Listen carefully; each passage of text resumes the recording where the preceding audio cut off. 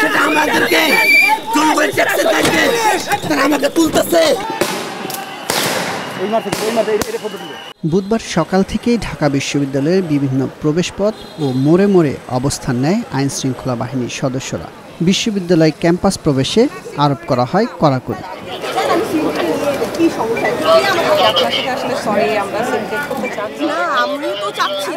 কড়া নিরাপত্তার মধ্যেই দুপুর 12টার দিকে মিছিল নিয়ে রাজু ভাস্কর্য প্রদক্ষিণ করে আন্দোলনরত শিক্ষার্থীরা।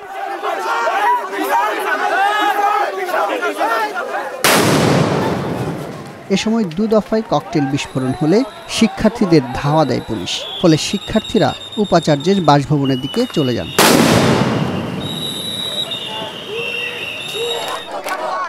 এরপর শিক্ষার্থীরা অবস্থান নেন উপাচার্যের বাসভবন সংলগ্ন সড়কে। সেখানে তাদের উপর হামলার প্রতিবাদে বিভিন্ন স্লোগান দিতে থাকে আন্দোলনকারীরা।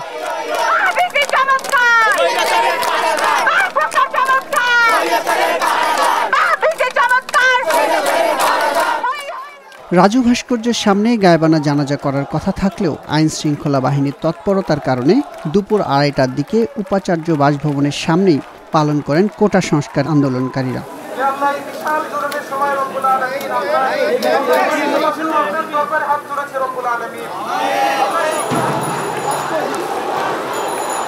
গায়েবানা জানাজা শেষে শিক্ষার্থীরা মিছিল নিয়ে রাজু ভাস্কর্যের দিকে যেতে চাইলে তাদেরকে ছত্রভঙ্গ করতে টিয়ারশেল ও সাউন্ড গ্রেনেড নিক্ষেপ করে পুলিশ। শিক্ষার্থীদের দাবি, বিনা উস্কানিতেই তাদের উপর হামলা হয়েছে। টিয়ারশেল থেকে বাঁচতে হুড়োহুড়ি করে কলাভবনে গিয়ে আশ্রয় নেন শিক্ষার্থীরা। পরে সেখানেও টিয়ারশেল ছোড়ে পুলিশ। এতে বেশ কয়েকজন আহত হয়। এমন কি একটা করেছি যেটা কারণে তারা এটা মেরেছে বলেন? কোন বিশৃঙ্খলা ছিল? আমরা তো জানাজা শেষ করে এখান থেকে বের হয়ে যাচ্ছিলাম। তারা আমাদেরকে মেরেছে, সাউন্ড গ্রেনেড মেরেছে, টিয়ারশেল মেরেছে। এগুলার কারণ কি?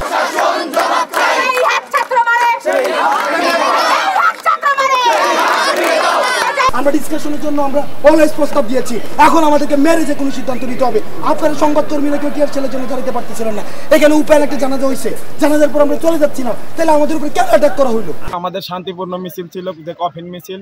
সেই কফিন মিছিল নিয়ে আমরা টিএসসির দিকে যেতে চেয়েছিলাম, কিন্তু তারা এই শান্তিপূর্ণ মিছিলে সম্পূর্ণ বিনা উস্কানিতে তারা আমাদের উপর যেভাবে হামলা করেছে, আমরা এর তীব্র প্রতিবাদ জানাই।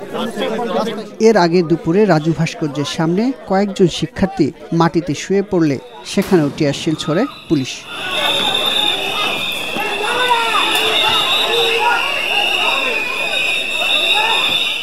ঢাকা বিশ্ববিদ্যালয়ের সিন্ডিকেট বৈঠকের পর শিক্ষা প্রতিষ্ঠান বন্ধে কোনো সিদ্ধান্ত না জানালেও দুপুরের পর বন্ধ ঘোষণা করা হয়। একই সাথে সন্ধ্যা 6টার মধ্যে হল ছাড়ার নির্দেশ দেওয়া হয়। যদিও সকাল থেকেই অনেক শিক্ষার্থী হল ছেড়েছেন। আমাদের ছাত্ররা বিচ্ছিন্ন হয়ে যাচ্ছে এবং তারা দেখা যাচ্ছে মেধা পাচার হয়ে যাচ্ছে আমাদের। এদিকে শিক্ষার্থীদের দাবির সাথে একাত্মতা ঘোষণা করে আন্দোলনকারীদের ওপর হামলা বন্ধের আহ্বান জানিয়েছেন শিক্ষকদের একটি অংশ। হামলাকারীদের বিচারও দাবি করেন তারা।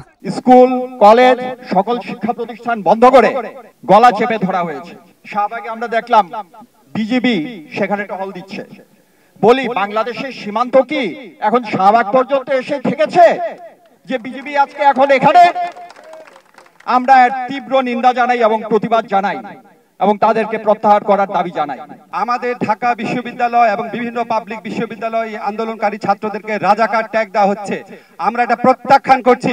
আমাদের ছাত্রদের উপর যারা গুলি চালিয়েছে, মেরেছে, এটা হচ্ছে ফৌজদারি অপরাধ, এটা হচ্ছে মার্ডার, এটা হচ্ছে কালপাবল হোমিসাইড, এটা মৃত্যুদণ্ডযোগ্য অপরাধ। অবশ্যই এই অপরাধের বিচার করতে হবে। ছাত্রদেরকে বলতে চাই যে আমরা তোমাদের পাশে আছি, আমরা এখানেই আছি সবাই মিলে। সবাইকে হয়তো দেখা যাচ্ছে না, সবারটা বোঝা যাচ্ছে না, আমরা এখানে আছি। আর বড়দেরকে অনুরোধ করব যেন আমাদের বাচ্চাদের কণ্ঠটা শোনার জন্য একটা জায়গা তৈরি করেন। সেই যেটাই বলুক, যদি কোনো যৌক্তিক কথা হয়, অযৌক্তিক কথা হয়, অবাস্তব কথা হয়, অবাস্তব চিন্তা হয়, সবকিছুই কিন্তু আমরা আলোচনা করে সমাধান করতে পারি। আমাদের তো আলোচনা করার জায়গাটা থাকতে হবে। এটা তো আমরা মারামারি করে কোনো আলোচনায় আসতে পারবো না। আইন শৃঙ্খলা বাহিনীর সদস্যরা বলছেন, আন্দোলনের মাধ্যমে কোনো উদ্দেশ্য হাসিল করার চেষ্টা করলে তা প্রতিহত করা হবে। বিশ্ববিদ্যালয় প্রশাসনের নির্দেশ মোতাবেক কাজ করছেন বলেও জানান তারা। প্রথম থেকে বলছি, আমাদের যে সাধারণ শিক্ষার্থী যারা আছে তাদের যে হৃদয়ের দাবি, এদের প্রতি আমাদের যথেষ্ট সম্মান রয়েছে। আমরা তাদের সাংবিধানিক অধিকার যে যুক্তিসঙ্গত উপায়ে, যৌক্তিক উপায়ে তারা যে দাবি করতে চায়, এতে আমাদের বা কারো সরকারের কারো কোনো মহলের কোনো ধরনের কোনো কিছু নাই। কিন্তু কেউ যদি এই সাংবিধানিক প্রক্রিয়ার মাধ্যমে কোনোভাবে অসাংবিধানিক কোনো প্রচেষ্টা বা উদ্দেশ্য হাসিলের জন্য কাজ করে, সেখানেই আমাদের সমস্যা। দাবির সিন্ডিকেট সভায়, ঢাকা ইউনিভার্সিটি সিন্ডিকেট সভায় যে ধরনের সিদ্ধান্ত গ্রহণ করা হয়েছে, আমরা আসলে তারই বাস্তবায়ন করছি। এখানে ঢাকা ইউনিভার্সিটির প্রশাসন তারা যেভাবে আমাদেরকে নির্দেশনা দিচ্ছেন, আমরা সেই নির্দেশনা অনুযায়ী কাজ করছি। এদিকে পুলিশের ছোড়া টিয়ার শেলে আহত হয়েছেন বেশ কয়েকজন গণমাধ্যম কর্মী।